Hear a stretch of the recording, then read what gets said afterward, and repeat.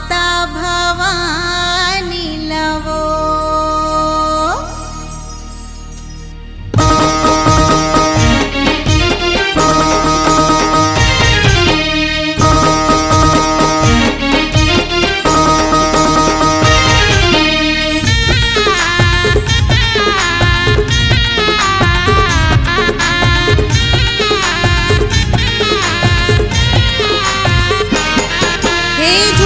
झूलना झुलाए लंगुरवा माता भवानी लवो।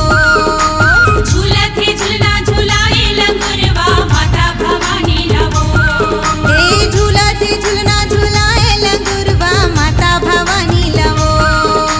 झूलत है झूलना झुलाए लंगुरवा माता भवानी लवो।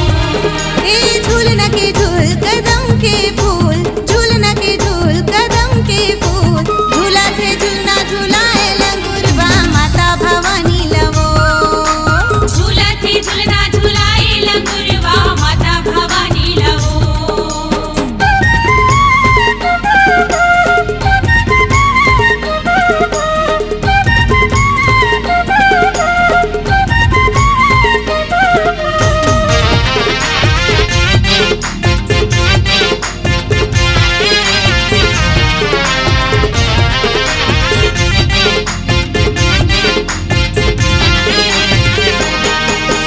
जगमग जगमग जो जलत है रिग बिग है फुलवारी वो, लाल लंगुरवा से उग बने हैं बैठे माँ के दुआरी वो।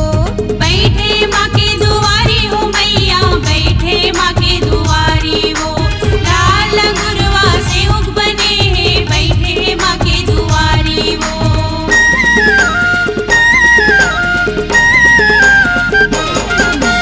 जगमग जगमग जो जलत है रिग बिग है फुलवारी वो, लाल लंगुरवा से उग बने हैं बैठे माँ के दुआरी वो। बैठे माँ के दुआरी हो मैया, बैठे माँ के दुआरी हो। लाल लंगुरवा से उग बने हैं बैठे माँ के दुआरी हो। दर्शन कर ले जरूर आशीष दे ही लंगूर, दर्शन कर ले जरूर आशीष दे ही लंगूर। झूलत है झूलना झुलाए लंगुरवा माता भवानी लवो। झूलत है झूलना झुलाए लंगुरवा माता भवानी लवो। हे झूलना के झूल कदम के फूल, झूलना के झूल कदम के फूल, झूलत है झूलना झुलाए लंगुरवा माता भवानी लवो। झूलत है झूलना झुलाए लंगुरवा माता भवानी लवो।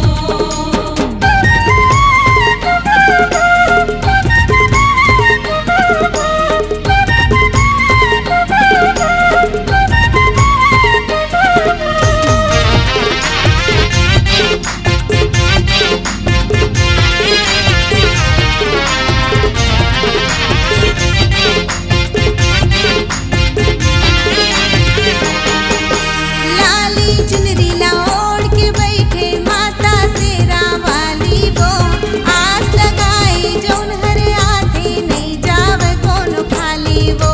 नहीं जावे कोनो खाली हो मैया, नहीं जावे कोनो खाली हो। आस लगाए जौन हर आँखें नहीं जावे कोनो खाली हो।